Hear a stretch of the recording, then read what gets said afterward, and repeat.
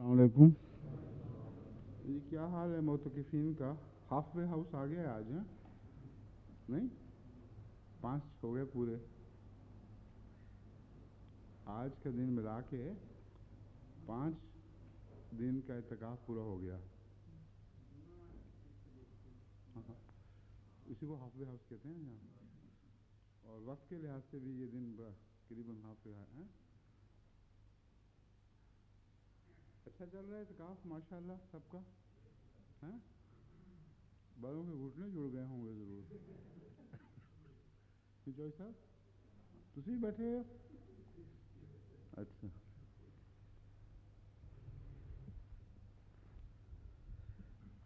اعوذ باللہ من الشیطان الرجیم، بسم اللہ الرحمن الرحیم. وماذا علیہم لو آمنوا باللہ والیوم الآخر وانفقوا مما رزقهم اللہ وکان اللہ بہم علیما. ان اللہ لا یظلم مثقال ذرہ وإن تك حسنة يضاعفها ويؤت من لدنه أجرا عظيما. فكيف إذا جئنا من كل أمة بشهيد وجئنا بك على هؤلاء شهيدا. يومئذ يود الذين كفروا وعصوا الرسول لو تسوى بهم الأرض ولا يكتمون الله حديثا.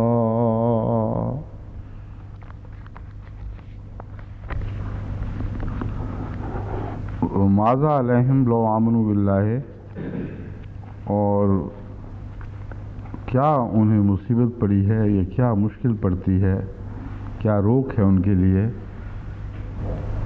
کہ انہوں نے وہ ایمان نہیں لائے. یہ یوں کہنا چاہیے وہ ماذا علیہم، آخر انہیں کیا ہو جاتا تھا کہ وہ ایمان لے آتے. لو آمنو کہ وہ ایمان لے آتے. والیوم الآخر باللہ، والیوم الآخر اللہ اور یوم آخر پر. وانفقوا مما رزقہم اللہ، اور خرچ کرتے اس سے جو اللہ تعالیٰ نے رزق میں سے انہیں عطا فرمایا. وَكَانَ اللَّهُ بِهِمْ عَلِيمًا. اس کا تو ہم کل ساری گفتگو کر نہیں چکے، اس بات پر نہیں چکے پوری مکمل. اچھا محسن کے حوالے نہیں دیے تھے، ٹھیک ہے. رزقہ اللہ یرزق وصل الیہ رزق فہو یقال رزقہ اللہ الغنا. اقرب الموارد میں ہے کہ رزق پہنچایا، اس سے مراد دولت دینا بھی ہے، یعنی اللہ نے اسے دولت عطا فرمائی. اور رزق ہر وہ چیز ہے جس سے فائدہ اٹھایا جائے.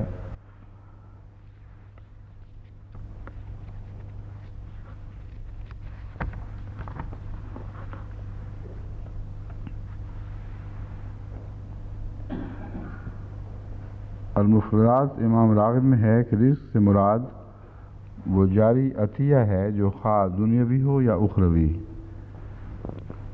اسی طرح نصیب کو بھی رزق کہتے ہیں.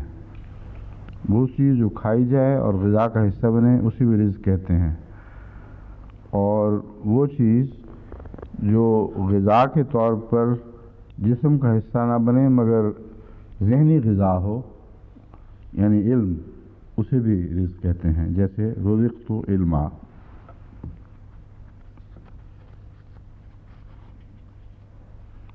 اور وانفقوا مما رزقناکم من قبل ان یاتی احدکم الموت، اس میں ہر قسم کی وہ عنایات جو اللہ تعالیٰ فرماتا ہے وہ مذکور ہیں کہ پیشتر اس کے کہ تمہیں موت آ جائے تم ہر اس چیز میں سے خرچ کرو جو ہم نے تمہیں عطا فرمائی ہے.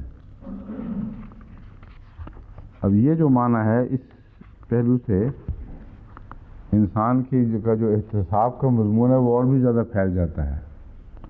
اب دن تھوڑے رہ گئے ہیں احتساب کے رمضان میں اور مضمون پھیل گیا ہے. یعنی ہر وہ چیز جو خدا نے ہمیں عطا فرمائی ہے، کیا ہم اس میں سے خرچ کرتے ہیں؟ کس طرح خرچ ہو سکتی ہے ہر وہ چیز؟ اس دائرے کو آپ پھیلائیں تو اہل و عیال کا دائرہ بھی سامنے آئے گا۔ کیا ہم اپنی بیویوں کو دینی کاموں پر آمادہ کرتے ہیں اور ان کو ترغیب دیتے ہیں کہ وہ کچھ نہ کچھ وقت دینی کاموں پر بھی خرچ کریں؟ کیا ہم نے اپنی اولاد میں سے کوئی وقت کیا ہے؟ مما کا مطلب یہ نہیں کہ سب کے سب، کچھ نہ کچھ، یا اولاد کو دینی خدمت پر آمادہ کرنے پر مستعد رہتے ہیں تاکہ جو کچھ خدا نے ہمیں اس پہلو سے رزق دیا ہے اس میں بھی ہم دین کا حصہ ڈال دیں۔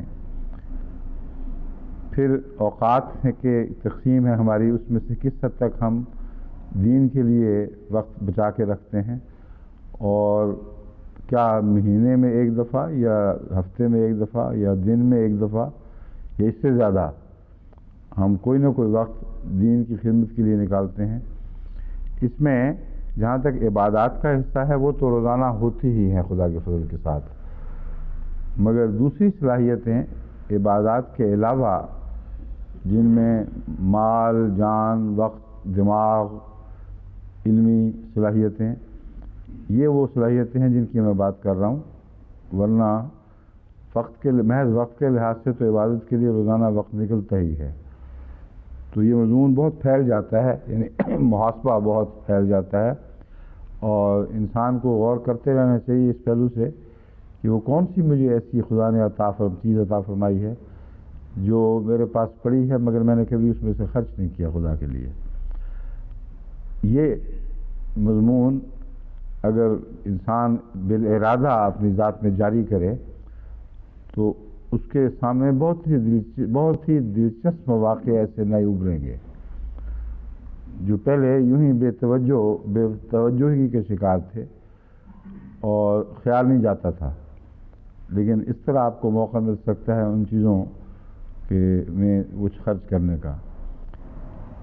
مثلا ڈاکٹر ہے پروفیشنل، جبکہ اس کے پاس آتا ہے باقاعدہ پروفیشنلی، وہ اس میں پابند ہے اس کو دیکھ بھال کا، اس کے علاج کا، اور اس کے بدلے خواہ مریض سے پیسے ملیں یا حکومت سے ملیں وہ کچھ حاصل کرتا ہے۔ یہ انفاق میں نہیں آئے گا، یہ الگ مضمون ہے۔ انفاق میں وہ یہ حصہ آئے گا کہ ڈاکٹر ایک پیشہ ور اپنے پیشے میں سے کچھ محض خدا کی خاطر بغیر دنیاوی معاوضے کے بنی نوع انسان کی خدمت پر خرچ کرے۔ بس اس پہلو سے احمدی ڈاکٹر خدا کے فضل سے بہت نیک نمونہ رکھتے ہیں، اور دنیا کے ہر ملک میں جہاں تک بھی میرا علم ہے احمدی ڈاکٹروں کا، ان میں شاذ ہی کوئی ہو جو میرے علم میں نہیں، جو اپنے پروفیشن کو محض بنی نوع انسان کی خدمت کے لیے استعمال نہ کرتا ہو۔ تو پروفیشن کو بھی استعمال کرنا، ایک استاد ہے تو وہ اپنے تعلیمی صلاحیتوں کو مفت بعض ضرورت مندوں کے لیے خرچ کرے، یہ وہ ساری باتیں ہیں جو رزقناہم ینفقون کے اندر آتی ہیں، اور امام راضی نے اسی لیے ان کی طرف مختصر اشارہ کر دیا کہ اس وسیع دائرے میں رزق خرچ ہو تو پھر اس آیت کا مفہوم پورا ہوگا۔ بس اب اس پہ واپس جائیں۔ ماذا علیہم لو آمنوا باللہ والیوم الآخر وانفقوا مما رزقہم۔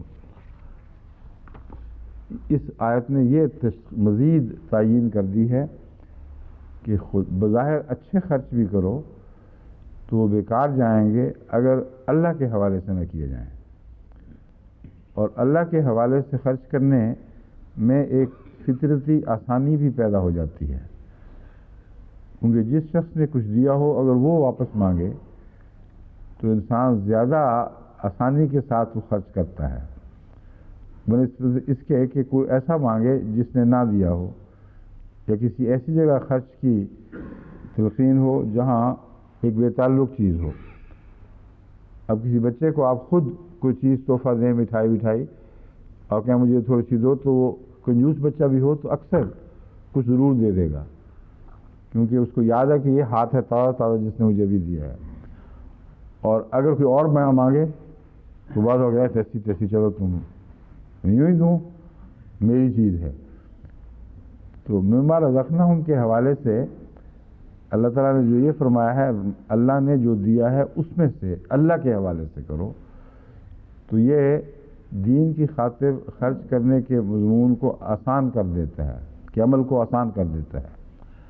اور براہ راست اللہ کے حوالے سے اس خیال سے کہ اس نے ہمیں عطا کیا ہے، خرچ کرنا آسان بھی ہے اور لطف کا موجب بھی بن جاتا ہے. لطف کا موجب بننے کے لیے اللہ سے محبت ضروری ہے، اور آسانی کے لحاظ سے ذمہ داری کا احساس ضروری ہے کہ جس نے مجھے دیا ہے بے حیائی ہوگی اگر میں اس کے کہنے پر خرچ نہ کروں.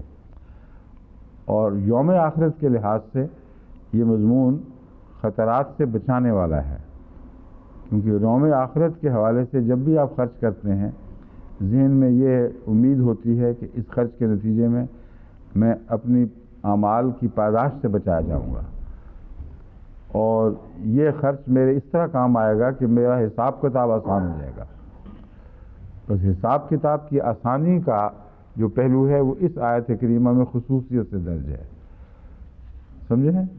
یعنی وہ سارے معنی اپنی جگہ درست ہیں جو میں کر رہا ہوں، لیکن ان کا بنیادی طور پر دوسری آیات کی تفسیر سے تعلق ہے جہاں انفاق کا مضمون بیان ہوا ہے. اس آیت میں خصوصیت کے ساتھ یوم آخرت کے حوالے سے ہماری جواب دہی کا مضمون ہے، اور یہ بتایا گیا ہے کہ دیکھو تم خدا کے لیے، خدا کی خاطر اس کے دیے ہوئے رزق میں سے اگر ایمان کے نتیجے میں خرچ کرو گے اور یوم آخرت کا بھی ایمان اس میں شامل ہوگا، تو اس کے دو فوائد نمایاں طور پر تمہیں معلوم ہونے چاہیے. اول یہ کہ اگر تم آخرت کے حوالے سے خرچ کرتے ہو تو اپنے اعمال پر نگرانی بھی باشعور طور پر کرو گے، کیونکہ آخرت کے حوالے سے خرچ ہو نہیں سکتا اگر ڈر نہ ہو پکڑے جانے کا. تو پکڑے جانے کا جو ڈر ہے وہ اسی دنیا میں تمہارے اعمال کو سنوارنا شروع کر دے گا. اور دوسرا، وہ کمزوریاں جو رہ جائیں گی تم پھر امید رکھ سکتے ہو کہ اس دنیا میں جو خرچ تھا خدا کی خاطر وہ آخرت میں ہمارے کام آ جائے گا، اور کوئی نیکی بھی ذرہ بھر بھی ہو وہ ضائع نہیں جائے گی. یہ ہے دراصل بنیادی معنی. باقی ساری بحثیں جو آگے چلی ہوئی ہیں ان میں مجھے کوئی چیز ایسی دکھائی نہیں دی جو آپ کے سامنے پیش کی جا سکے. ریا اور فخر کی خاطر خرچ کرنے والوں کو حال بیان ہوئے، وہ میں پہلے سب باتیں آپ کے سامنے بیان کر چکا ہوں. وَكَانَ اللَّهُ بِهِمْ عَلِيمًا میں پھر یہ ایک واضح طور پر یقین دہانی ہے، میں پہلے بھی ذکر کر چکا ہوں اس کا، کہ تمہارے جو اخراجات خدا کی خاطر ہوں گے اور یوم آخرت کے خاطر ہوں گے، ان کے لیے تمہیں ہرگز کسی فکر کی ضرورت نہیں کہ کوئی چیزیں اللہ کے علم سے رہ جائیں. خدا تعالیٰ نے ایسا کامل نظام مقرر فرما رکھا ہے کہ ہر بات خدا کے علم میں ہے، اور ہر بات خواہ چھوٹی ہو خواہ بڑی وہ قیامت کے دن سامنے آنے والی بات ہے. تو یہ وہ کھاتا ہے جس میں تمہیں دوبارہ چیک کرنے کی ضرورت نہیں کہ ریکارڈنگ ٹھیک ہوئی ہے کہ نہیں.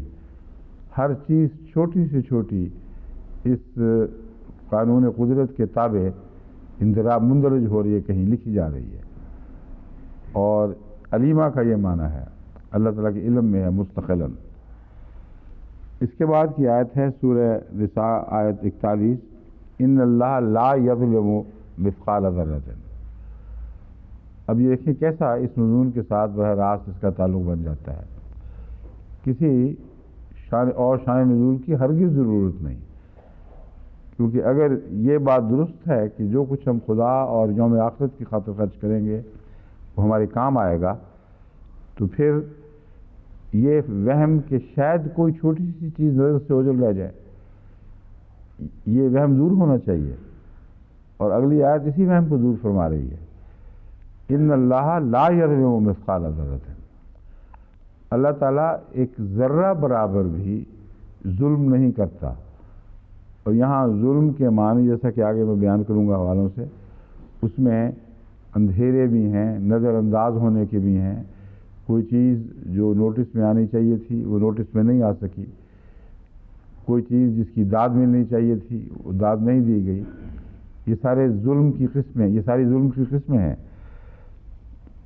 چنانچہ پھر فرمایا وَإِن تَكُ حَسَنَةً يُضَاعِفْهَا، ہاں ایک اور بات بھی ہے کہ اگر چھوٹا سا ذرہ بدی کا ہو وہ بھی نظر میں سے نظر انداز نہیں ہوگا خدا تعالیٰ کے، اس لیے نگرانی کی بڑی ضرورت ہے۔ لیکن چھوٹا سا ذرہ نیکی کا بھی نظر انداز نہیں ہوگا اگر تمہیں وہم ہے کہ وہ نیکی ضائع ہو جائے گی۔ آئندہ اس کے بعد ایک دوسرا احسان کا مضمون شروع ہو گیا ہے۔ جہاں تک نیکی کا تعلق ہے ان تک وہ حسنۃً یضاعفھا، وہ جو اللہ تعالیٰ کا بینک ہے اگلی دنیا کے لیے، اس میں نیکیاں بڑھتی رہیں گی اور بدیاں نہیں بڑھیں گی۔ بدیاں زیر نظر تو آئیں گی، یہ خیال کہ بدیاں نظر انداز ہو جائیں گی یہ بالکل جھوٹ ہے۔ وہ تمام کی تمام بدیوں کی تفصیل محفوظ ہے اور قیامت کے دن کھاتے میں داخل ہوگی، لیکن اس فرق کے ساتھ کہ بدیاں تو بینے ہی اتنی ہی رہیں گی جیسی تھیں اور نیکیاں بڑھتی رہیں گی اس عرصے میں، اور یضاعفھا ان نیکیوں کو بڑھاتا رہے گا دو طریق پر۔ ایک تو یہ کہ قانون ہے کہ جب تم کسی کے پاس چیز جمع کراتے ہو، اگر وہ محسن ہے تو وہ اس عرصے کے لیے، جس عرصے کے لیے تمہارے تصرف سے نکل کر اس کھاتے میں جا چکی ہے، اس کا کچھ منافع دیتا رہتا ہے۔ دنیا میں یہ اصول جو ہے وہ سود پر منتج ہوا ہے، اور اس کے تابع سود کا مضمون جاری ہوا، جو منفی پہلو زیادہ رکھتا تھا اس لیے حرام قرار دے دیا گیا، مگر اللہ نے اس کے بدلے اپنا بینک کا نظام جاری کر دیا تاکہ کسی کو یہ خطرہ نہ ہو، یہ وہم نہ ہو کہ خدا تعالیٰ نے سودی مواقع سے ہمیں محروم کر دیا، اب یہ پیسہ کہاں جائے، نقصان ہی کا سودا ہوا۔ اللہ تعالیٰ فرماتا ہے اس سے بہت بہتر ایک نظام ہے جو میری راہ میں خرچ کرنے کا نظام ہے، اس میں چھوٹی سی چھوٹی نیکی بھی جو تم سے جاری ہو، وہ نیکی ایسے کھاتے میں جمع ہو گئی ہے جو وقت کے ساتھ ساتھ اس نیکی کو بڑھاتا چلا جائے گا۔ اور وہ جو ایکومولیشن کا نظام ہے، ویلتھ ایکومولیٹ ہو رہی ہے ویلتھ کے ایک ذرے کے گرد، وہ اتنا عظیم ہے کہ دنیا کے جو سودے ہیں ان کے مقابلے پر بالکل حقیر اور بےمانی ہو جاتے ہیں۔ لیکن صرف یہی نہیں، وَيُؤْتِ مِن لَّدُنْهُ أَجْرًا عَظِيمًا، بڑھائے گا ایک قانون کے تابع، مگر وہاں اس پر اکتفا نہیں کرے گا، پھر وہ کھاتا کھلا ہو کھل جائے گا جس کا کوئی شمار ہی نہیں، جس کی حد و حساب ہی نہیں ہے، پھر وہ اپنی طرف سے بھی مزید اس میں تحفے ڈالے گا، اپنے حصے ڈالے گا۔ یہ جو مضمون ہے یہ آئندہ دنیا کے جزا کو لامتناہی بنانے کا جواز بتا رہا ہے، ورنہ جتنا عمل ہو، جیسا کہ ہندو فلسفہ ہے، اتنی ہی جزا ہونی چاہیے، مگر قرآن کریم نے اتنی ہی جزا کا مضمون انصاف کے تقاضوں کے تابع محض بدی تک محدود رکھا ہے۔ جہاں تک نیکی کا تعلق ہے اتنی ہی جزا دینا یہ کوئی احسان نہیں، یہ کوئی انصاف نہیں ہے، بلکہ نیکی پر احسان کا مضمون صادق آتا ہے، کیونکہ نیکی میں احسان کا معنی پایا جاتا ہے، نیکی میں کسی کی خاطر کچھ کرنا۔ جب یہ شروع ہو جائے تو پھر میں نے ہی اتنا دے دینا یہ تو بدخلقی ہے، تو اللہ تعالیٰ سے تو کسی بدخلقی کی توقع نہیں کی جا سکتی۔ فرمایا نیکی کا مضمون یہ ہے کہ وہ بڑھے گی لازماً، اور پھر احسان کرنے والے کے حالات مختلف ہیں۔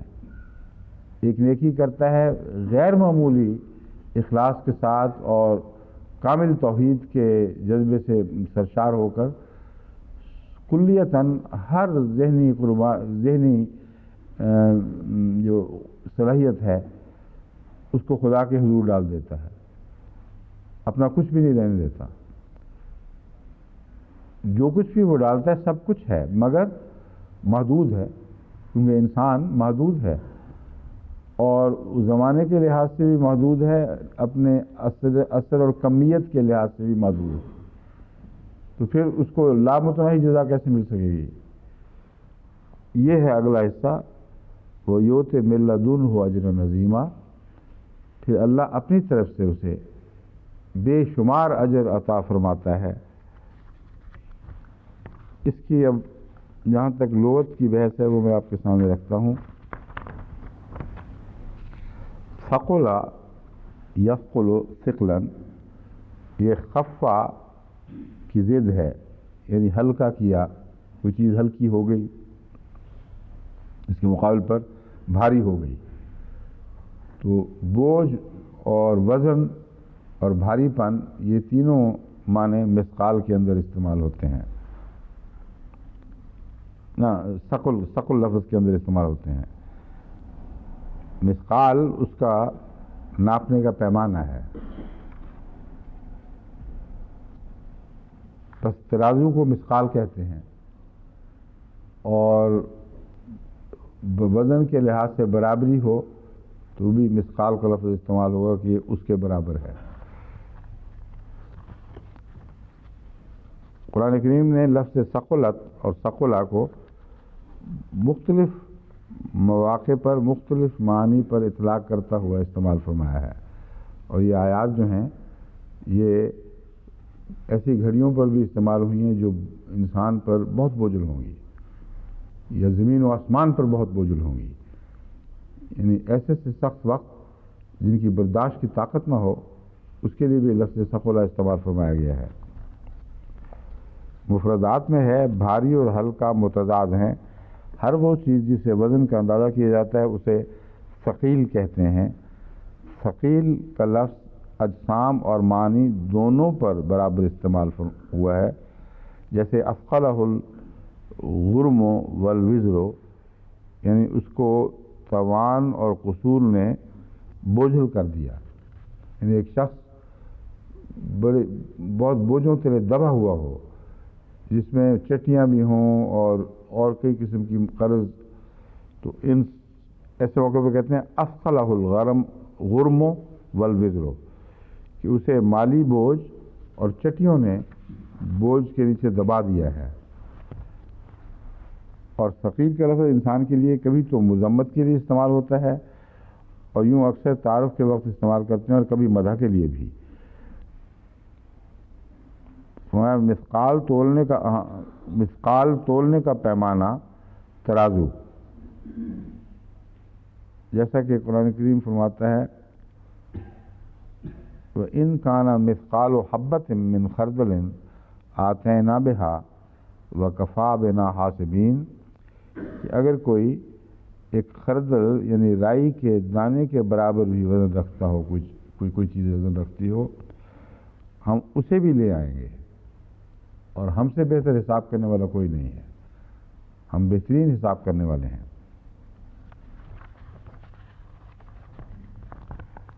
ذرہ کس کو کہتے ہیں؟ ذرہ چونٹی کو بھی، چھوٹی چونٹی کو بھی کہتے ہیں، اور ذرہ ہر اس چھوٹے سے وجود کو کہتے ہیں جو اتنا چھوٹا ہو کہ ہوا کے مقابل پر ہلکا ہو جائے، اور ہوا اسے اٹھائے پھرے، اور وہ زمین پہ از خود اپنے بوجھ کی وجہ سے نیچے نہ گر سکے، تو جو ثقل سے اوپر ہو وہ ذرہ ہے، جس پر ثقل اثر نہیں کر رہا۔ بس جتنے بھی روشنی کی شعاع میں آپ کو ذرے اڑتے ہوئے دکھائی دیتے ہیں، ان کو ذرہ اس لیے کہتے ہیں کہ ذرے کے معنی میں چھوٹا ہونا، اس حد تک چھوٹا ہونا کہ بوجھ سے عاری ہو جائے چیز اور وہ فضا میں اڑتی پھرے، اس کو ذرہ کہیں گے۔ اسی لیے ذرہ کا لفظ بکھیرنے کے لیے بھی استعمال ہوتا ہے۔ جب عربی میں کہیں گے ذرہ کا مادہ استعمال کریں گے تو کسی چیز کو فضاؤں میں بکھیرنے کے لیے بھی یہی مادہ استعمال ہوگا۔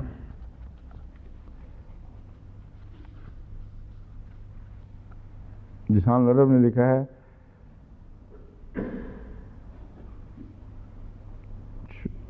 ما یرا فی شعاع الشمس الداخل فی النافذۃ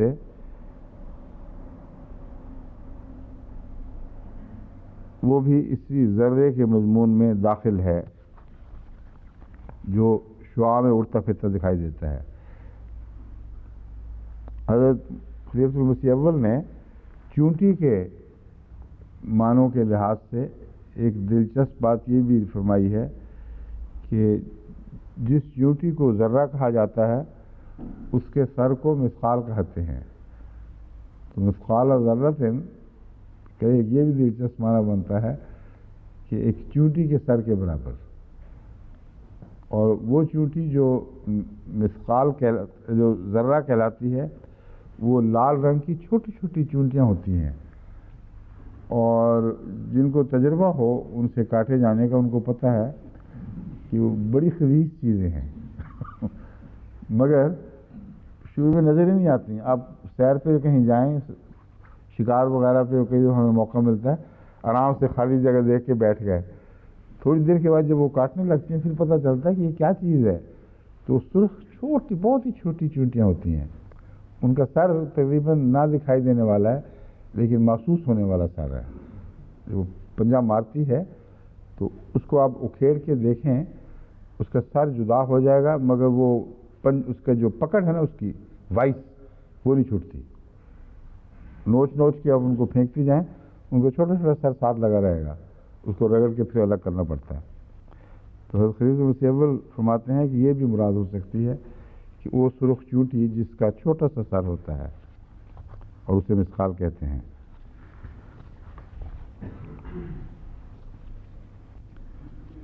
جنت اور جہنم کے تعلق میں مثقال ذرۃ کی بحث اٹھا دی گئی ہے اب، کہ جس طرح ہمارے عمران صاحب نے کل سوال اٹھایا تھا کہ جہنم دائمی ہے تو پھر ختم کیسے ہوگی، دوام اور ختم ہونا تو اکٹھے نہیں چل سکتے، اس کا میں نے جواب دے دیا تھا۔ اب جنت کے دائمی نہ ہونے، جہنم کے دائمی نہ ہونے کے ذکر میں کچھ حدیثیں بیان کی گئی ہیں۔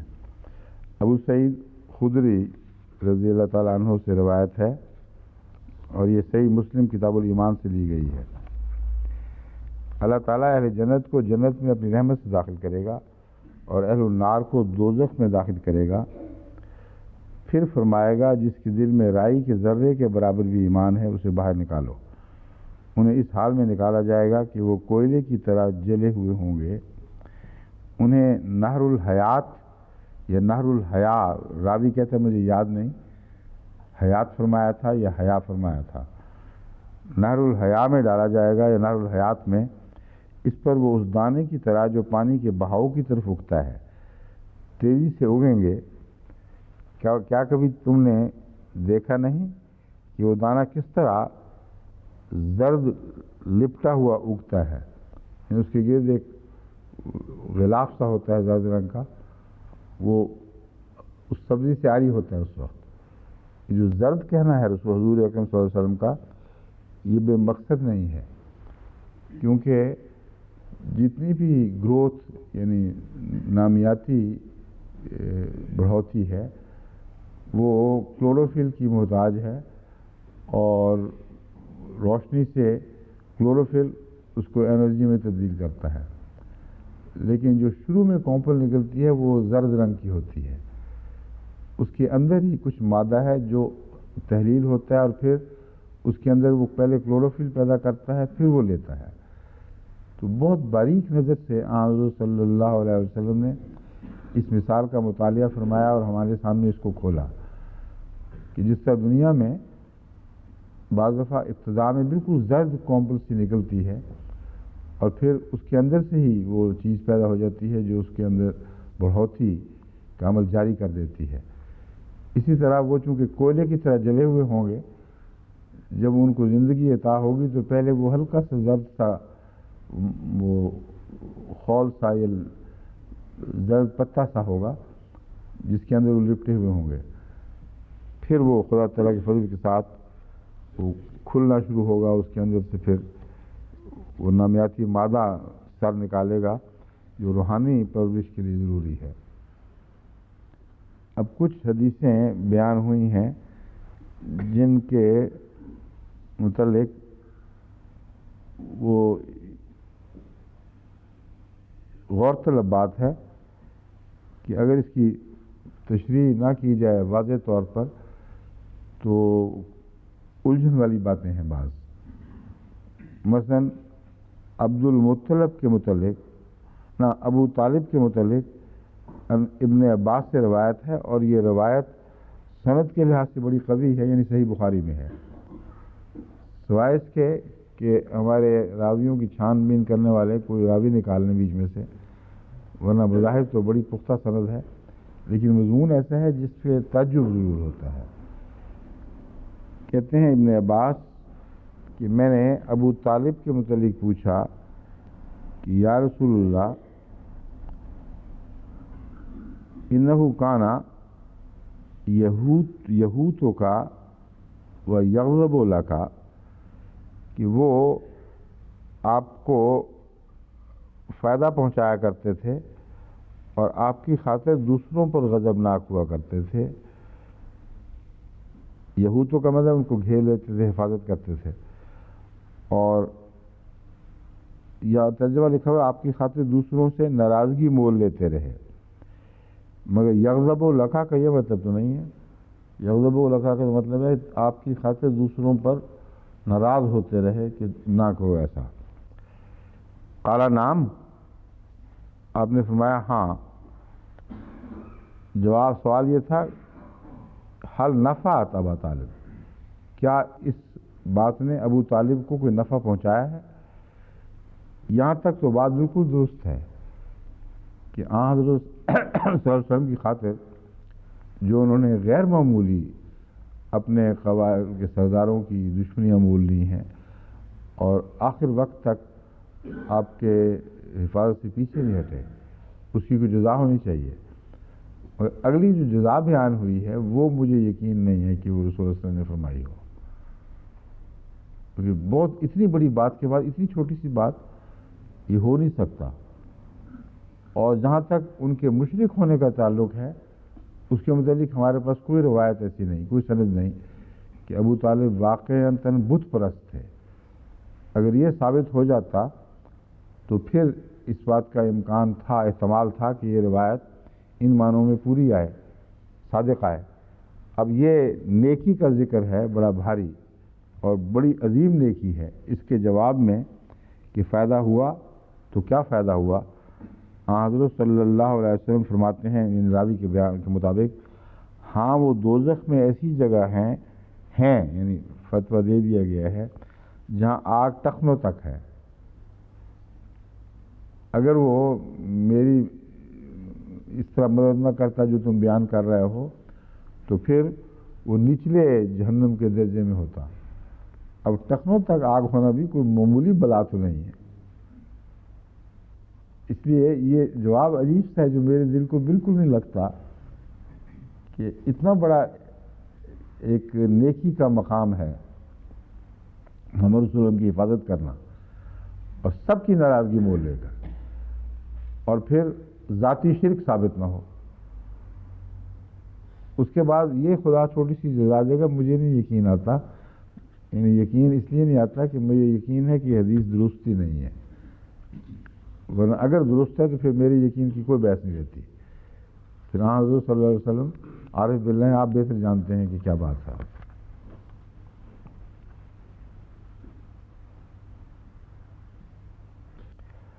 اب ایک حدیث ہے جو براہ راست جواب ہے عمران خان کے سوال کا، وہ ہے ابو سعید خدری سے روایت ہے کہ حضرت صلی اللہ علیہ وسلم نے فرمایا ہر اس شخص کو آگ سے نکال دیا جائے گا جس کے دل میں ذرہ برابر بھی ایمان ہوگا.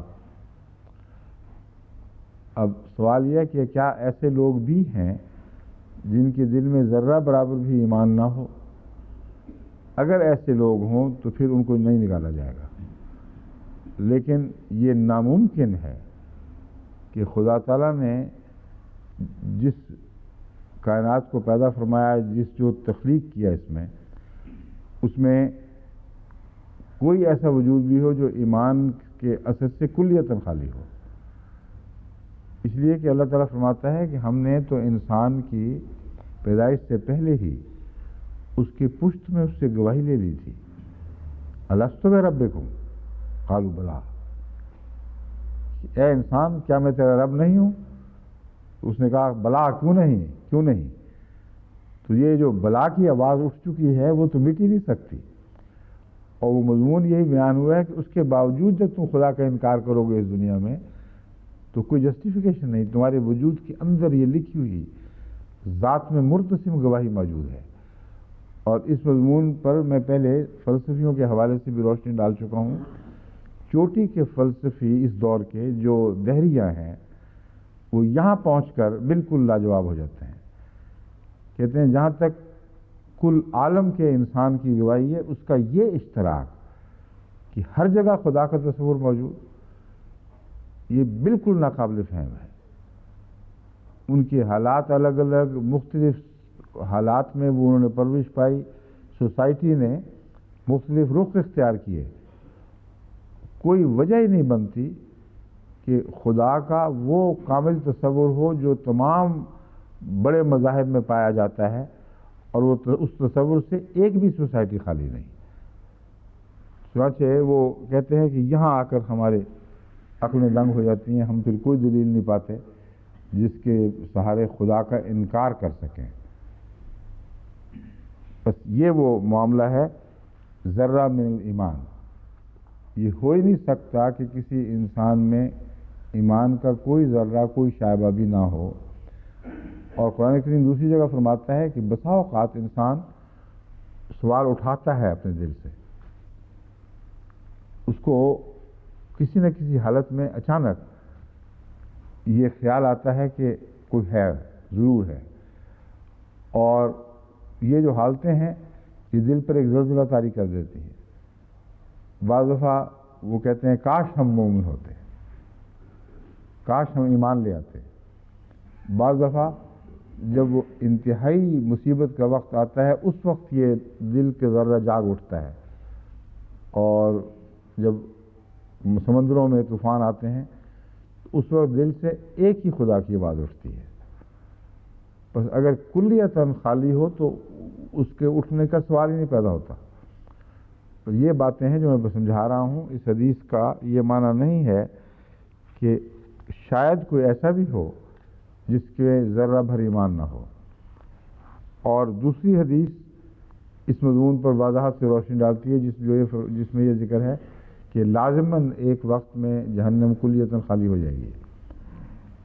اگر کسی میں ذرہ بھر بھی ایمان نہیں تو یہ دونوں حدیثیں ٹکرا گئیں، پھر جو ایمان سے کلیتاً عاری لوگ ہیں ان کو جہنم سے نکالنے کا کوئی جواز ہی نہیں اس حدیث کی روشنی میں۔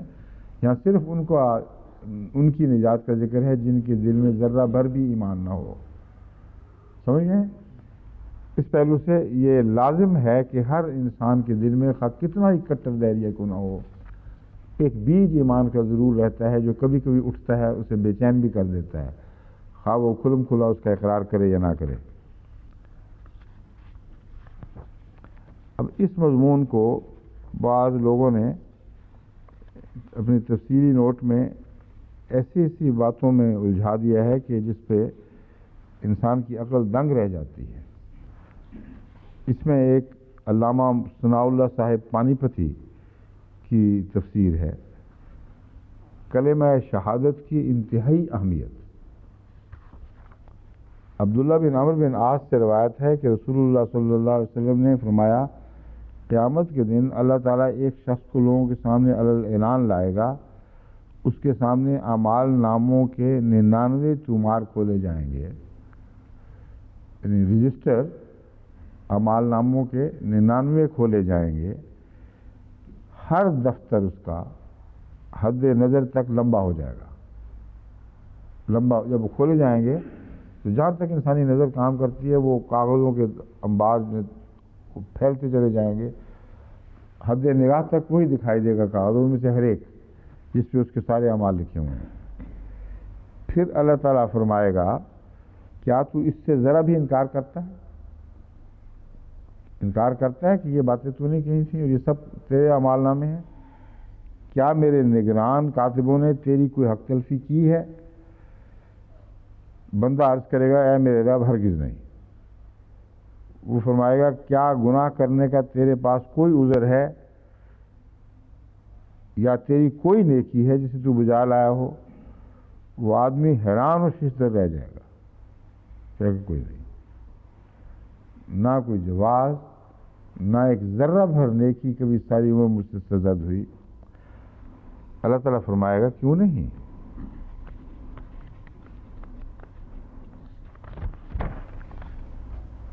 ہمارے ہاں تو تیری ایک نیکی درج ہے،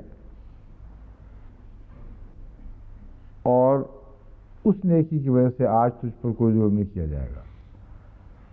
اس پر اللہ تعالیٰ ایک چھوٹا سا پرچہ نکالے گا، کاغذ کا ٹکڑا، اس پر لکھا ہوگا اشہد ان لا الہ الا اللہ واشہد ان محمد عبدہ ورسولہ، کہ میں گواہی دیتا ہوں کہ کوئی معبود نہیں سوائے اللہ کے، اور میں گواہی دیتا ہوں کہ محمد اللہ کے اس بندے اور اس کے رسول ہیں۔ اللہ تعالیٰ فرمائے گا کہ اپنی اس نیکی کا وزن پیش کرو۔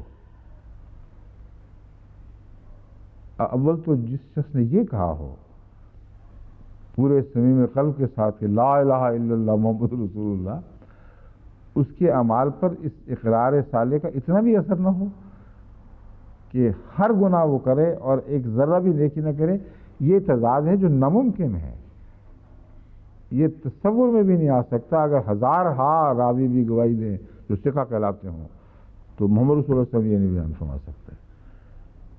جو یہ فرماتے ہیں من قال لا الہ الا اللہ دخل الجنہ، اور اس کی تشریح یہ منظور فرماتے ہیں، کسی یہ مراد نہیں کہ منہ سے کہہ دو اور عمل گندے رہیں۔ تو اس لیے یہ میں بتا رہا ہوں کہ ایسی حدیثوں میں جو راوی ہے نا تفسیر والے، ایسی سی کہانیاں گڑھ لیتے ہیں کہ جس کے بعد نیکی کرنے کا کوئی بھی جواز باقی نہیں رہتا، اس کے بعد چھٹی ہے بھی جو مرضی پاکستان میں ہو جائے سب ٹھیک ہے۔ یہ خطرناک حدیثیں ہیں، یہ تفسیریں ہیں جنہوں نے ستیاناش کر دی ہے ملکوں کا۔ آگے کہتا ہے اللہ تعالیٰ، یہ لطیفہ بھی سنے آگے، یہ چھوٹا سا پرچہ وہ کہتا ہے ان لمبے لمبے دفتروں کے مقابلے میں کیا حیثیت رکھتا ہے، میں کیسے اس کا موازنہ کروں؟ اللہ تعالیٰ فرمائے گا آج تیری حق تلفی نہیں ہوگی، یہ اللہ تعالیٰ ظلم نہیں کرتا ذرا برابر، اس کی تشریح ہے یہ۔ اس کے بعد تمام رجسٹروں کو جو حد نظر تک پھیلے ہوئے تھے لپیٹ لپاٹ کے ایک پرڑے میں ڈالا جائے گا، اور اس پرچے کو دوسرے پرڑے میں ڈالا جائے گا، تب رجسٹروں والا پلڑا ہلکا ہو جائے گا اور پرچے والا پلڑا بھاری ہو جائے گا۔ حضور نے بیان کیا گیا، فرمایا اللہ کے نام کے بالمقابل کوئی چیز وزنی نہیں۔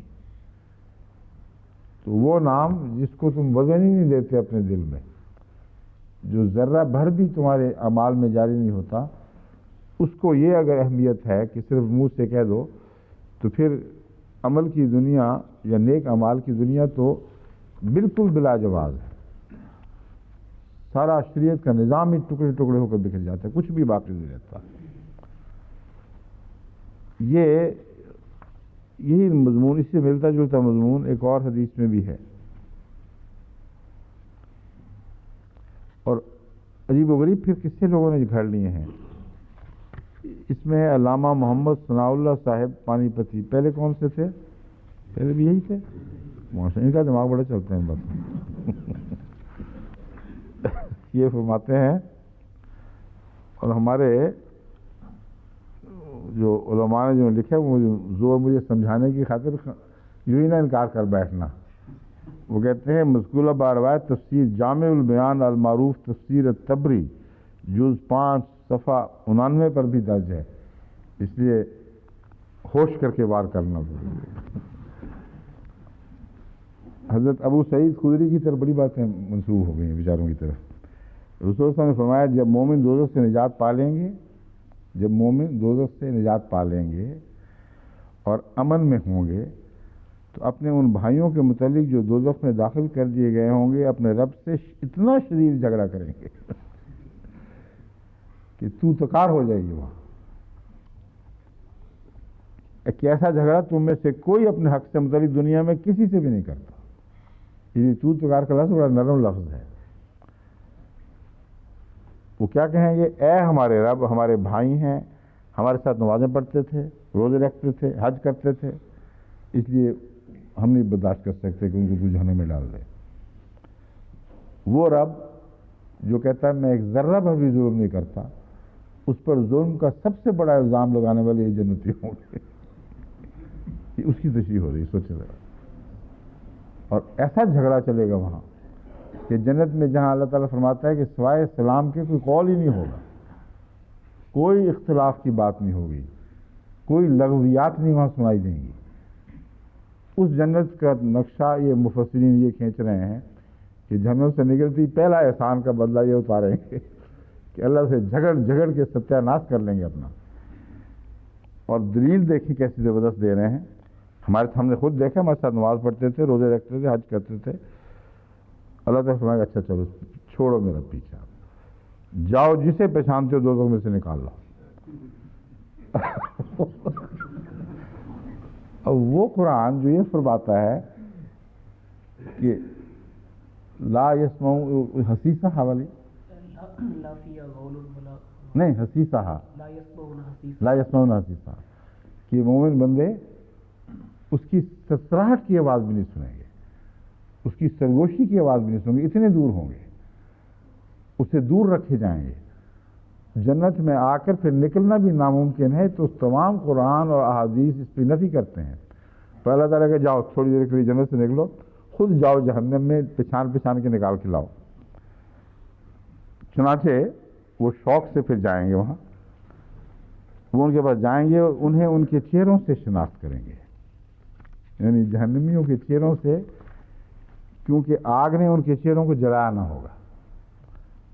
اور قرآن کریم فرماتا ہے کہ جہنم میں ساروں کے چہرے، ہر جہنمی کے چہرہ ایسا جھلسا جائے گا کہ وہ ناقابل یہ تصور مضمون ہے جو قرآن کریم اس کو پیش کرتا ہے. ہم فیہا کالے ہوں، اس میں بھونے ہوئے کالے سیاہ ہوئے جلے ہوئے چہرے ہوں گے. تو یہ کہتے ہیں ان کے چہروں کو آگ نہیں چھوئے گی. ہاں کسی کو آگ نے نصف پنڈلیوں تک جلایا ہوگا، کسی کو ٹخنوں تک، اور یہ ان کو نکال لیں گے. اب اس کو اس سے ساتھ ملا کے پڑھیں کہ ابو طالب ٹخنوں تک والے آگ میں شامل ہیں، تو وہ بھی نکل ہی آئے نا پھر کم سے کم آخر اس میں. یہ ان کو نکال لیں گے اور کہیں گے اے ہمارے رب، جن کو نکالنے کا تو نے حکم دیا تھا، ہم نے نکال لیا ہے. پھر اللہ تعالیٰ فرمائے گا کہ ان کو بھی نکال لو جن کے دل میں دینار برابر بھی ایمان ہے. پھر وہ بیچارے تلاش شروع کر دیں گے جہنم میں. پھر انہیں بھی جن کے دلوں میں نصف، پھر فرمائے گا جن کے دلوں میں نصف دینار کے برابر ایمان ہے. آخر خدا تعالیٰ فرمائے گا اچھا چلو انہیں بھی نکالو جن کے دل میں ذرہ بر بھی ایمان ہے. تو عمران تو کہتا ہے دیر کے بعد جہنم خالی ہونا بھی بڑا مشکل سمجھ آ رہا ہے. یہ تو ابھی جنت کا آغاز ہی ہوا ہے تو جہنم خالی ہوگی. یہ ہماری تفسیروں میں یہ کہانیاں راپ آ گئی ہیں اور مولویوں کو ان پر اعتراض کوئی نہیں. اور جہاں سراسر قرآن اور حدیث کی منافی باتیں ہو رہی ہیں، جو خدا تعالیٰ کی عزت پر حرف لانے والی باتیں ہیں، اور آن حضرت صلی اللہ علیہ وسلم کی گستاخی ہے اس قسم کی باتیں کرنا، یہ ان کو قبول ہے. اور حضرت مسیح صلی اللہ علیہ وسلم کی اور حضرت مسلم موعود کی تفاسیر، جو تفاسیر کی دنیا میں ایک امتیازی شان رکھتی ہیں، خصوصاً حضرت مسیح علیہ السلام کی تفاسیر تو وہ لگتا ہے اللہ کے نور کے قلم سے لکھی گئی تفسیریں ہیں، ان پر یہ اعتراض کرتے ہیں. ان اللہ لا یظلم مثقال ذرۃ کے ضمن میں امام راضی فرماتے ہیں صرف یہ یاد رکھو کہ مراد یہ نہیں ہے کہ تھوڑا ظلم نہیں کرتا، مراد ہے نہ تھوڑا کرتا ہے نہ زیادہ کرتا ہے. ذرہ بھی کا معنی ہے نہ کہ ذرہ.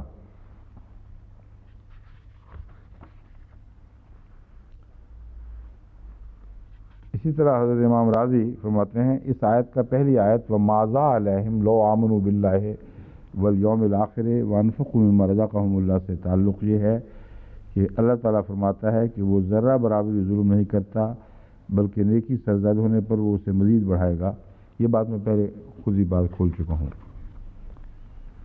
مسقال ذرۃ کے لفظ کے تابع علامہ ابو حیان اندلسی فرماتے ہیں اللہ تعالیٰ نے حقیر اشیاء کی مثال ذرہ برابر کے لفظ سے دی ہے. یہ ظلم کی کلیت نفی کے لیے عظیم مبالغہ یا ظلم سے کلیت دوری کا اظہار ہے. اس آیت سے پتہ چلتا ہے کہ ذرہ کا بھی کچھ وزن ہے، جبکہ یہ بھی کہا گیا ہے کہ ذرہ کا کوئی وزن نہیں ہوتا. چونکہ ذرہ کی وہ تعریف کی گئی عربی لغت میں کہ بے وزن ہے، اس لیے اڑتا پھرتا ہے، تو یہ انہوں نے نوٹ کی ہے بات امام اندلسی نے، جو میں آپ کے سامنے رکھنا چاہتا ہوں. جہاں لوگوں نے پرانے علماء نے محنتیں کی ہیں، وہاں بعض بہت باریک معاملات تک پہنچے ہیں. تو کہتے ہیں لغت تو کہتی ہے اس کا وزن ہی کوئی نہیں ہوتا، اور قرآن کہتا ہے کہ وزن ہوتا ہے، تو یہ کیا مسئلہ ہے؟ سوال اٹھا دیا. اس کا جواب یہ ہے کہ وزن ہوتا ہے مگر ہوا سے ہلکی ہوتی ہیں، اس لیے قرآن ہی سچا ہے، لغت جھوٹی ہے. لغت جو کہتی ہے کہ چونکہ اڑتے ہیں اس لیے وزن کوئی نہیں، ان کو یہ نہیں پتا کہ وزن تو ہے مگر ہوا کا وزن ان سے زیادہ ہے، اس لیے اس وزن کے مقابل پر آ کر وہ ہلکے ہو جاتے ہیں. تو قرآن کا بیان وزن کہنا ذرے کو، جبکہ ذرہ کا عربوں میں تصور ہے ہی بے وزنی کا، یہ قرآن کریم کی سچائی کی دلیل ہے.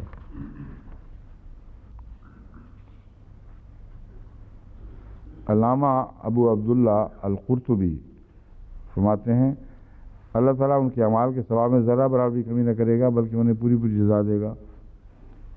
یہ تو کوئی عام بات ہے جو ترجمہ ہے دوسرے لفظوں میں.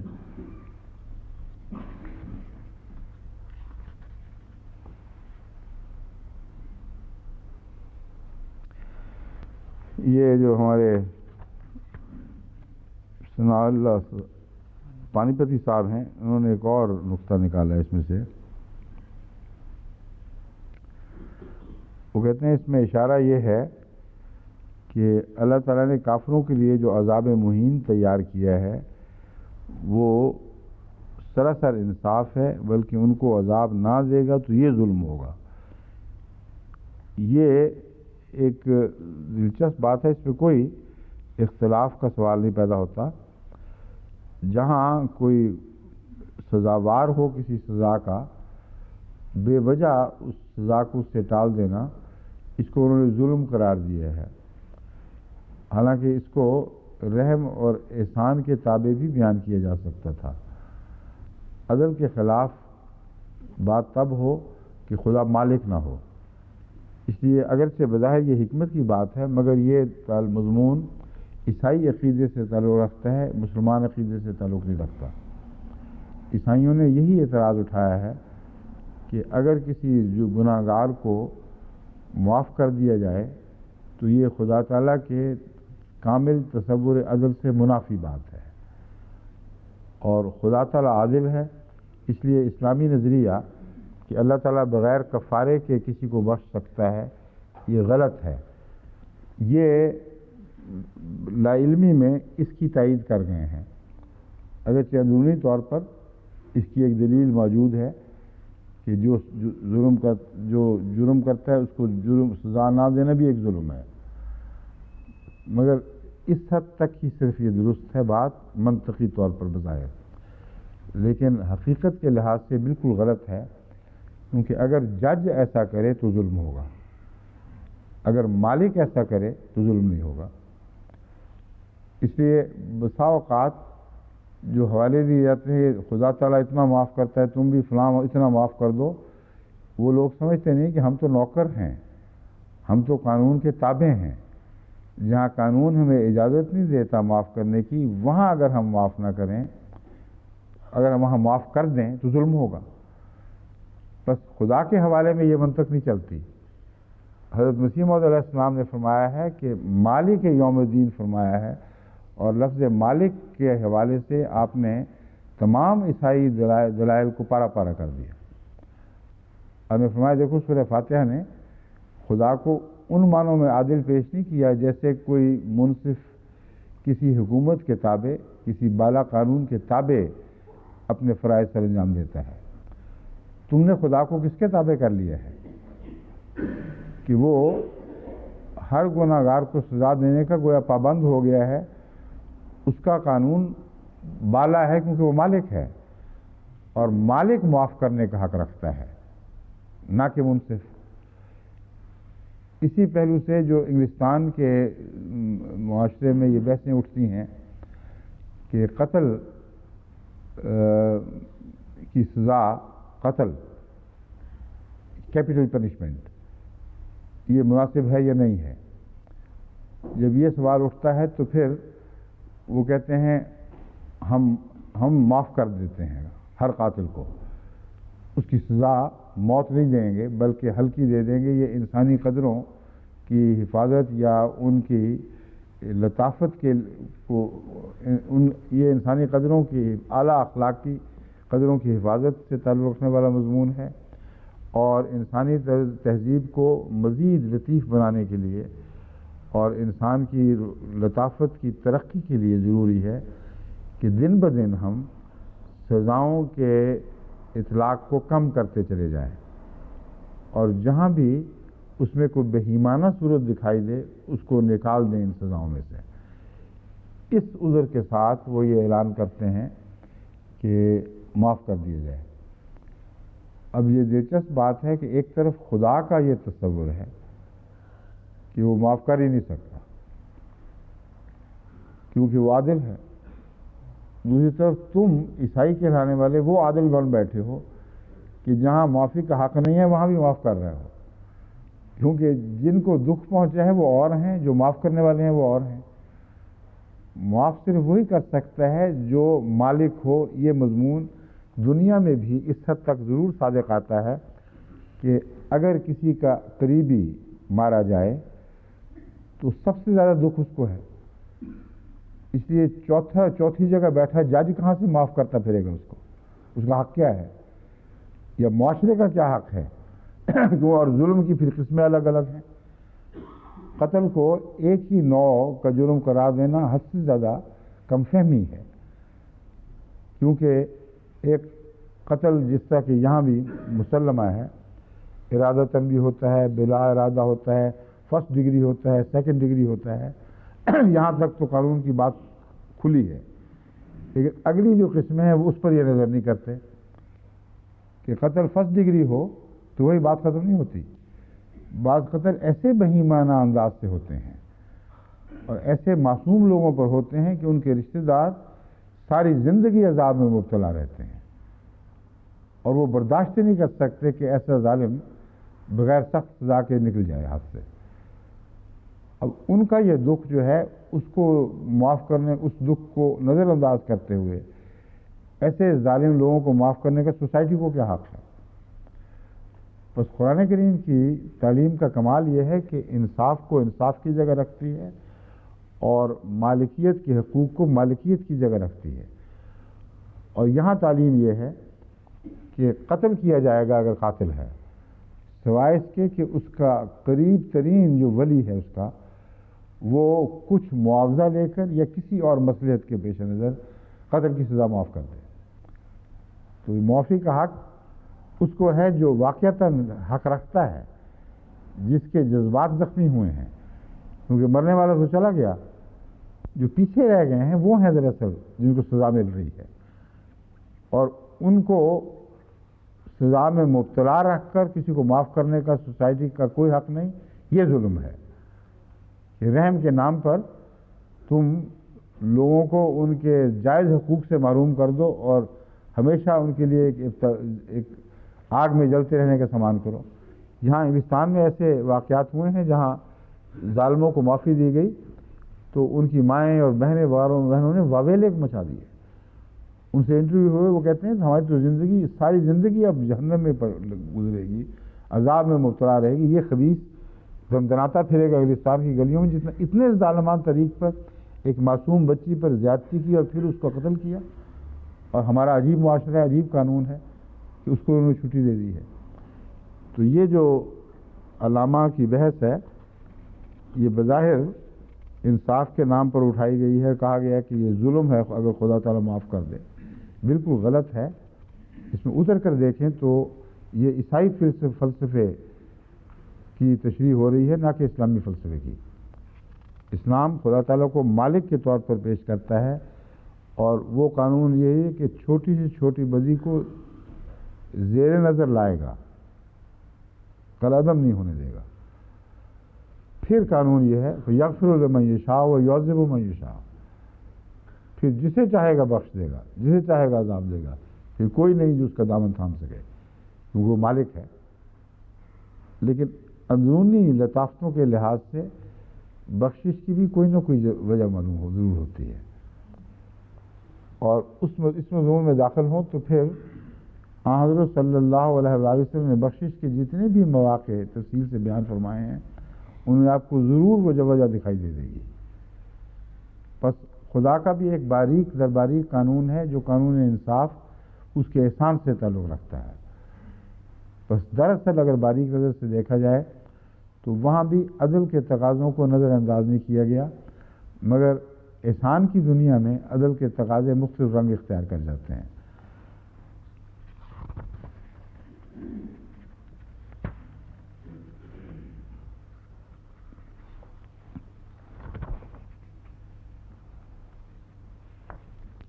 جہاں حضرت مسلم موعود کا ایک نوٹ اس میں شامل ہے، یہاں یہ سوال اٹھایا گیا ہے وَإِن تَكُ حَسَنَةً يُضَاعِفْهَا، سوال پیدا ہوتا ہے کہ جب یضاعف فرمایا تو ملت دنہو کے کیا معنی ہوئے؟ اگر ملت دنہو میں یضاعف آ جاتا ہے تو پہلے یضاعف الگ کیوں فرمایا؟ اس کی وجہ یہ ہے کہ ایک انعام وہ ہوتا ہے جو ایسی طرز پر ہوتا ہے کہ وہ عمل کے بدلے میں ملتا ہے، اس کے لیے قرآن کریم کے محاورہ میں یضاعف آتا ہے، اور ایک انعام اس کے علاوہ ہوتا ہے، اس کے لیے ملدن ہوتا ہے۔ مثلا نماز پڑھنے پر ایک وہ انعام ملتا ہے جو اس کا نتیجہ ہے، یعنی اس کا روحانی نتیجہ، اور ایک وہ انعام ملتا ہے جو اور ایک روحانی انعام ملتا ہے، ایک وہ انعام ملتا ہے جو اس کا نتیجہ ہوتا ہے، یعنی اس کا روحانی نتیجہ نکلتا ہے، اور روحانی انعام ملتا ہے اس کو مضاعف کہتے ہیں۔ اگر اس کے نتیجہ میں علاوہ روحانیت کے جسمانی انعام بھی ہو تو وہ ملدن ہو کہلائے گا۔ جہاں تک میری ذاتی تشریح کا تعلق ہے، جس کو میں سمجھتا ہوں اور میں بیان بھی کر چکا ہوں کہ وہی دراصل مراد ہے۔ اکثر جگہ میں نے تفصیلی نوٹ اس لیے نہیں پڑھے کہ وہ مواد میں رائج ہیں اور اویلیبل ہیں، اور اگر وہ شروع کر دیے جائیں تو بہت سا حصہ ہمارے وقت کا اسی پر خرچ ہو جائے گا، اس لیے میں نے وہ حوالے دے دیے ہیں، وہ پڑھے نہیں تفصیل سے۔ یہاں اس لیے پڑھنا ضروری سمجھا کہ میں جو بات کہہ رہا ہوں وہ یہ نہیں بلکہ اس کے علاوہ کچھ اور ہے۔ اس لیے علماء اب مجھے یہ نہ لکھیں کہ آپ نے حضرت مسلم موعود کی تفسیر سے الگ کوئی تفسیر کی ہے۔ میں جانتا ہوں کہ بعض معاملات میں حق ہوتا ہے انسان کا تفسیری اختلاف کا، اور یہ بھی ان معاملات سے تعلق رکھنے والا مضمون ہے۔ بس میں اپنی اس تفسیر پر قائم ہوں، اس علم کے باوجود کہ حضرت مسلم موعود نے دوسری تشریح فرمائی ہے کہ ملدنہ کا مضمون جزا کو لا متناہی کرنے کے لیے ہے، جبکہ اس سے پہلے اس کی جزا کا مضمون اسی آیت میں بیان ہو بھی چکا ہے۔ وَإِن تَكُ حَسَنَةً يُضَاعِفْهَا، یضاعفہ کا مضمون نیکیوں کے بڑھنے اور اس کی بڑھتی ہوئی جزا کے ساتھ تعلق رکھتا ہے۔ وَيُؤْتِ مِلَّدُنْهُ اجر عظیمہ میں ان نیکیوں کے حدود سے باہر ایسے احسانات کا ذکر ہے جن کی کوئی انتہا نہیں ہے، اور وہ محض اللہ تعالیٰ کی لامحدود رحمانیت کے نتیجے میں وجود میں آتے ہیں، اور اسی کے نتیجے میں جنت کا لامتناہی اور ابدی ہونا ہے۔ بس میں اس کو پڑھ کر دوبارہ میں اس تفسیر پر اصرار کر رہا ہوں۔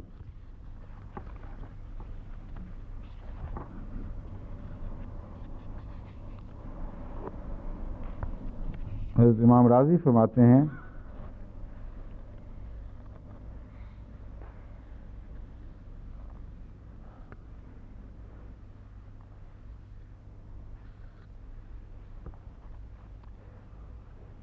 اللہ تعالیٰ نے رسولوں سے شہادت لے گا کا ذکر فرمایا ہے، مگر یہاں تو نہیں وہ فرمایا، وہ تو اگلی آیت میں ہے، وہ تو اس آیت سے کوئی تعلق نہیں رکھتا۔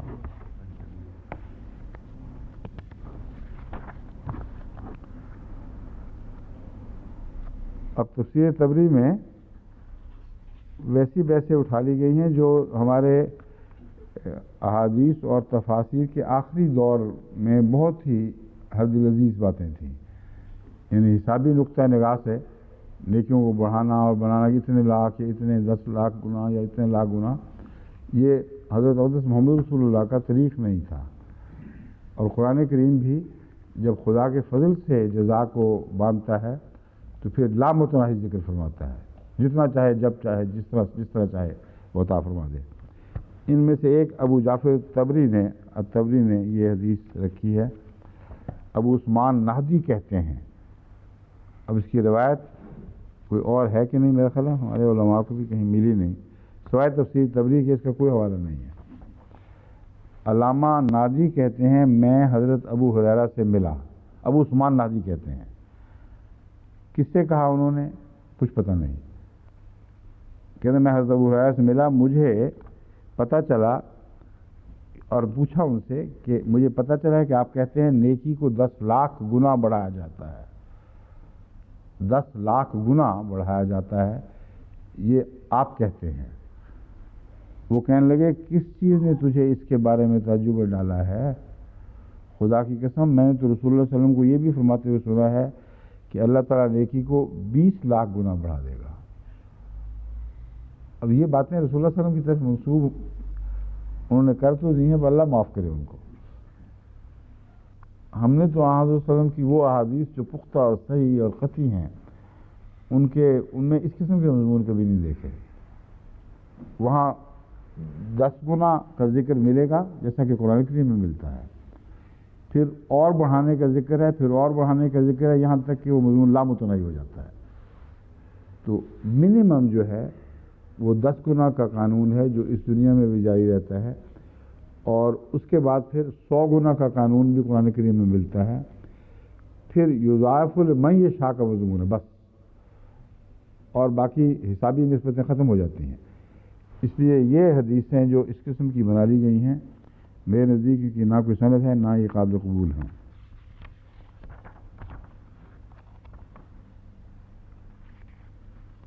امام راضی نے ملت انہوں کا یہ نقطہ بیان کیا ہے۔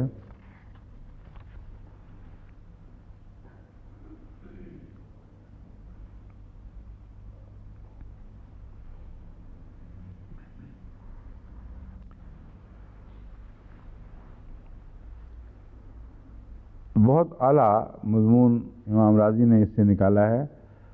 وہ کہتے ہیں کہ ملت انہوں کا جہاں تک تعلق ہے اس کا یضاعف ہاتھ سے فرق میرے نزدیک مجھے یہ سوجا ہے، کہتے ہیں میرے دل میں یہ بات آئی ہے کہ اضافہ ثواب کے اعتبار سے ہے، یعنی لفظ یضاعف ثواب کے اعتبار سے ہے، اور ملت انہوں کا تعلق اللہ تعالیٰ کی رویت اور محبت اور معرفت کی لذت کا احساس جو ہے اس سے ہے۔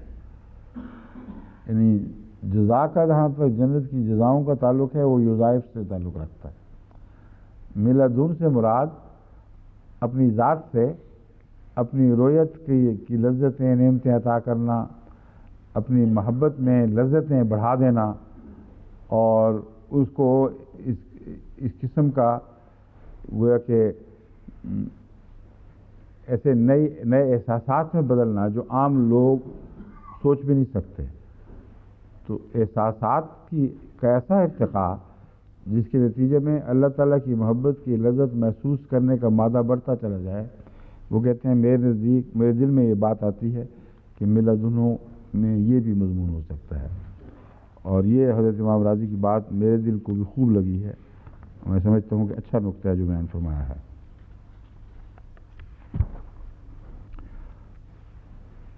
اب آگے کون آ گیا کہ ویری تو نہیں لیا کہیں؟ جی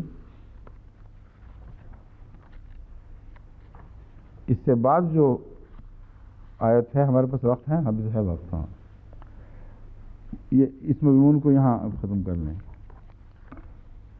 اگلی آیت میں تلاوت کر چکا ہوں، سورہ نساء کی آیت 42ویں ہے۔ فَكَيْفَ إِذَا جِئْنَا مِنْ كُلِّ أُمَّةٍ بِشَهِيدٍ وَجِئْنَا بِكَ عَلَى هَؤُلَاءِ شَهِيدًا۔ وَكَيْفَ إِذَا جِئْنَا مِنْ كُلِّ أُمَّةٍ بِشَهِيدٍ، اور کیا حال ہوگا ان کا جب ہر امت سے ایک شہید کو لایا جائے گا۔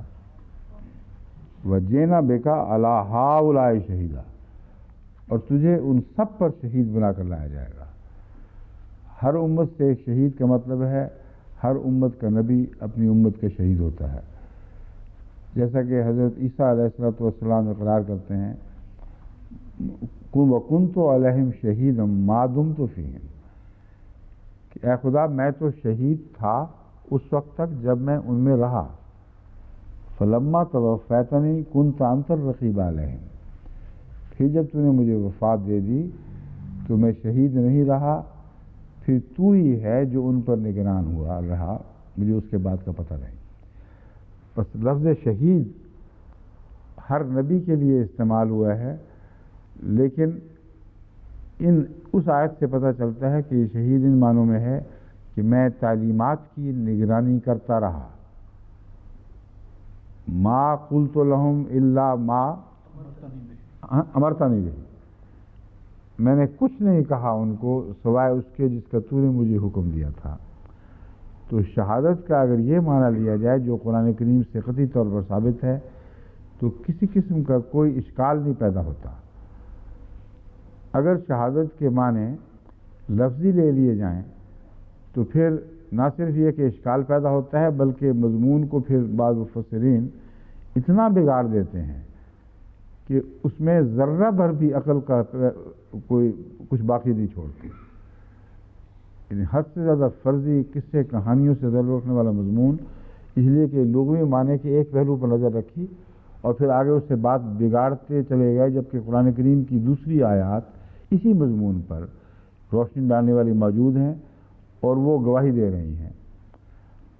اور اسی طرح حضرت صلی اللہ علیہ وآلہ وسلم کی بھی وہی گواہی موجود ہے، جیسا کہ ایک تو اس جگہ بھی ایک روایت کٹھی کی گئی ہے، مگر میرے ذہن میں دوسری روایت ہے جس میں فرمایا گیا ہے کہ حضرت صلی اللہ علیہ وآلہ وسلم حوض کوثر پر ہوں گے، وہ نعمتیں بانٹ رہے ہوں گے گویا جو اللہ تعالیٰ نے آپ کو جاری و ساری عطا فرمائیں۔ تو ایک گروہ جو بظاہر صحابہ کا گروہ ہے اس کو جہنم کی طرف ہانک کر لے جایا جائے گا، اور حضور اکرم صلی اللہ علیہ وآلہ وسلم عرض کریں گے اصحابی اصحابی، اے میرے اللہ یہ میرے صحابہ تھے، میرے صحابہ تھے۔ اللہ تعالیٰ جواب دے گا کہ جب تو نہیں رہا تو تجھے کیا پتا کہ یہ پیچھے کیا کرتے رہے ہیں۔ بس شہادت کا مضمون دونوں جگہ زندگی تک اطلاق پاتا ہے اور زندگی سے باہر نہیں، اور یہ مضمون ہر شخص واحد کے عمل کی نگرانی سے تعلق نہیں رکھتا، کیونکہ حضرت صلی اللہ علیہ وآلہ وسلم کی زندگی میں بھی کثرت سے منافقین موجود تھے، بنتے رہے، اصلاح بھی ہوتی رہی، بعض بد نصیب بغیر اصلاح کے مر گئے۔ تو کبھی بھی کسی قوم کے نبی کو اپنی امت کے ہر فرد بشر پر داروغہ نہیں بنایا گیا، اور شہادت کا ہر وہ مضمون جو داروغی سے تعلق رکھتا ہے وہ غلط اور جھوٹا ہے اس موقع پر۔ اور دوسرا، شہادت کا ہرگز یہ مطلب نہیں اسی پہلو سے کہ وہ جانچ رہا ہے ہر شخص کے حالات اور اعمال کو، اور قیامت کے دن وہ بدی کرنے والا انکار کرے گا میں نے تو نہیں کی، تو ہر ایسے موقع پر رسول آئے گا کہ اللہ تعالیٰ جھوٹ بول رہا ہے، میں نے دیکھا خود وہاں میں موجود تھا۔ تو اس نے ایک ایسے فرضی قصے کو جب جگہ دے دی ہے کہ جو جنوں بھوتوں پریوں کی کہانیوں میں بھی عجیب لگتا ہے، اور سوائے اس کے اس کی سمجھ نہیں آ سکتی کہ ہر نبی کو پھر اللہ کا شریک ٹھہرایا جائے اور حاضر ناظر اس طرح مانا جائے جس طرح خدا تعالیٰ حاضر ناظر جان۔ اگر وہ حاضر ناظر ہے تو پھر مرنے کے بعد تو بہرحال اس کا حاضر ناظر جو ہے غیوب میں تبدیل ہو جائے گا.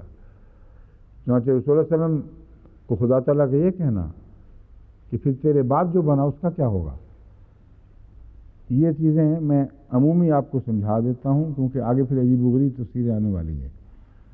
ان سے اچھی طرح وہ آپ ہو جائیں ہتھیار بند، تاکہ وقتی طور پر بھی وہ غلط اثر قبول نہ کر لیں. شہیدن، الشہید و الشاہد، اصل بنیادی معنی عقب الموارد کے نزدیک شہید ایسے گواہ کو کہتے ہیں جو اپنی گواہی میں سچ بولنے والا ہے. بس ہر نبی شہید ہوتا ہے، لیکن ان معنوں میں نہیں کہ تفصیلی امت کے اعمال، بلکہ ہر فرد بشر کے اعمال کا جائزہ لے کر وہ امین بنتا ہے.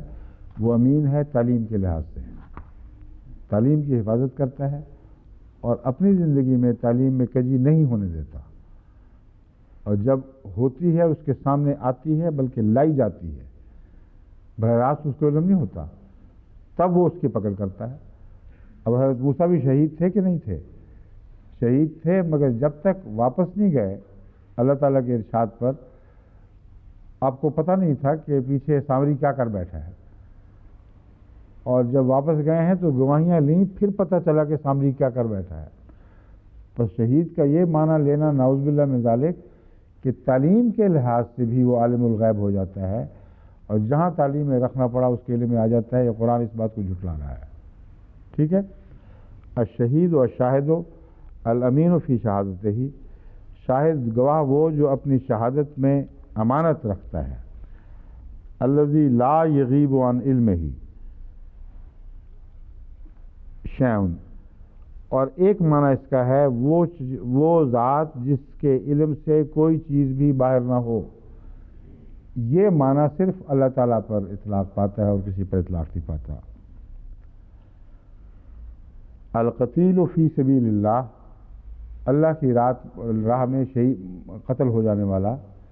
پس شہید کے مختلف معنی ہیں اور اپنے مضمون سے اکٹھے کسی پر اطلاق نہیں پاتے، بلکہ الگ الگ جگہ اطلاق پاتے ہیں. الشہید حاضر کو بھی کہتے ہیں. پس مسلمانوں میں جو مشرک ہو گئے ہیں انہوں نے انہی معنوں میں لفظ شہید کو رسول اللہ صلی اللہ علیہ وسلم کے حق میں استعمال کیا ہے، اور حاضر ناظر کی یا غائب کی بحثوں میں اس بات کو اٹھاتے ہیں. وہ کہتے ہیں محمد رسول اللہ شہید ہیں. شہید کا ایک معنی حاضر ناظر کے بھی ہیں، اس لیے لازماً حضور اکرم صلی اللہ علیہ وآلہ وسلم ہمارے سب اعمال کو دیکھ رہے ہیں. ہر شخص، ہر فرد بشر دنیا میں جہاں کہیں بھی کچھ کر رہا ہے، حضرت محمد صلی اللہ علیہ وسلم اس کو دیکھ رہے ہیں. اس پر ایک اعتراض اٹھایا گیا دوسروں کی طرف سے کہ اچھا مولانا، جب آپ رات کو شباشی کرتے ہیں تو کیا اس وقت بھی رسول اللہ صلی اللہ علیہ وسلم آپ کو دیکھ رہے ہوتے ہیں؟ تو انہوں نے بڑے شرما کے فرمایا کہ دیکھ تو رہتے مگر رسول اللہ صلی اللہ علیہ وسلم شرم سے آنکھیں نیچی کر لیتے.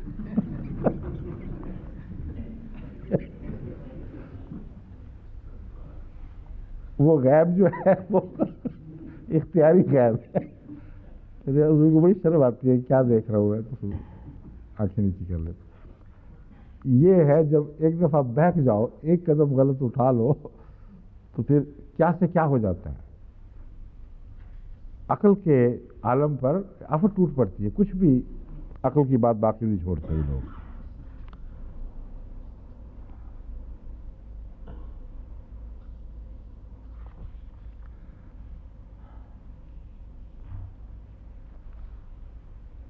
حضرت امام راغب نے جو مختلف معنی بیان فرمائے ہیں ان میں شہود کا معنی معائنہ کے بھی ہیں.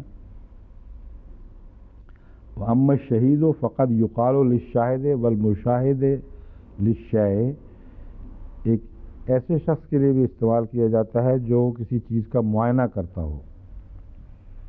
وَقَالُهُ سَابِقٌ وَشَهِيدٌ، یہ اسی معنی میں استعمال ہوا ہے، یعنی اس کے ساتھ ایسے گواہ لگے ہوئے ہیں جو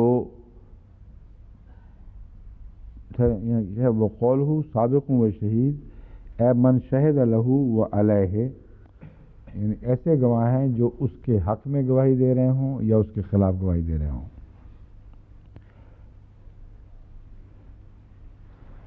فکیف اذا جینا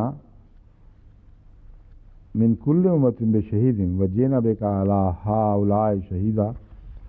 اس آیت کا ذکر تو کرتے ہیں، اس کی تفسیر نہیں فرماتے امام راغب. لیکن ایک حدیث جو ترمذی سے لی گئی ہے اور جس پر تمام علماء کو اتفاق ہے کہ یہ مضمون کے لحاظ سے، روایت کے لحاظ سے درست ہے، وہ یہ ہے.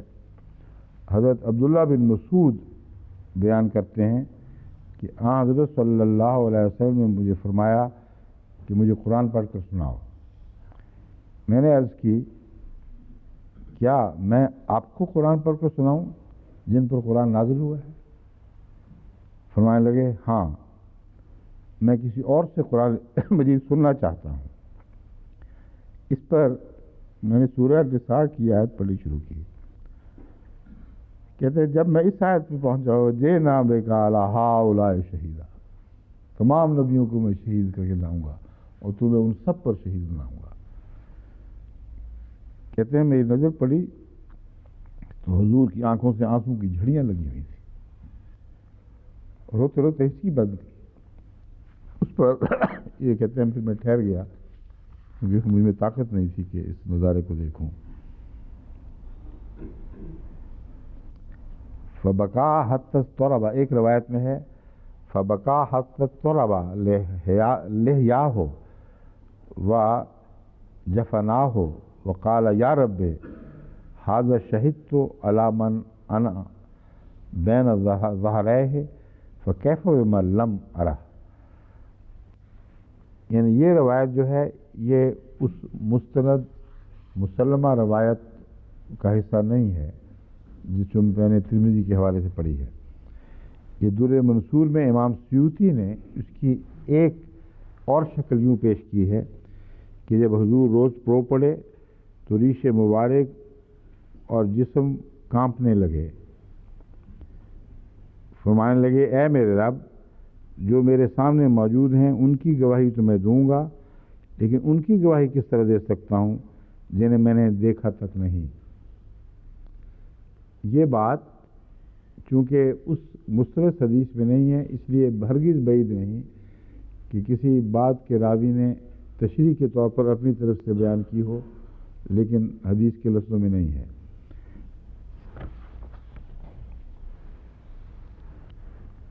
کیفا کا جو لفظ ہے وہ تعجب کے لیے بھی استعمال ہوتا ہے، کیفا اذا، لیکن بسا اوقات ایسی چیز عرب اس کو ایسے موقع پر استعمال کرتے تھے جو مشکل گھڑی ہو، جس میں کوئی تکلیف کا پہلو ہو. بس کیا حال ہوگا اس وقت جب یہ ہوگا تم سے، یہ سلوک ہوگا. تو یہاں اگر ہم اس مضمون میں کیفا اذا کا جو مروجہ معنی لیں تو وہ انبیاء اور حضرت صلی اللہ علیہ وآلہ وسلم کے تعلق میں ہرگز قابل قبول نہیں رہتا. چنانچہ لکھا ہوا ہے اہل عرب کی عادت ہے کہ آئندہ ہونے والی متوقع چیز کے بارے میں کہتے ہیں کیفا بکا اذا کان کذا و کذا و اذا فعل فلان کذا و اذا جاء وقت و کذا. تیرا کیا حال ہوگا جب یہ واقعہ پیش آئے گا، جب فلاں شخص یہ فعل کرے گا، جب فلاں وقت آئے گا. اس کلام سے مراد یہ ہے کہ قیامت کے روز تم کیسے دیکھ سکو گے، کیونکہ وہ گھڑی، یعنی مطلب یہ ہے کہ وہ گھڑی کڑی ہوگی. تو یہ ڈراوے والی آیت ان معنوں میں تو ہرگز نہیں ہے کہ محمد صلی اللہ علیہ وسلم کو ڈرایا جا رہا ہو جب قیامت کے دن تجھے گواہ کے طور پر پیش کرے گا تو تیرا کیا حال ہوگا.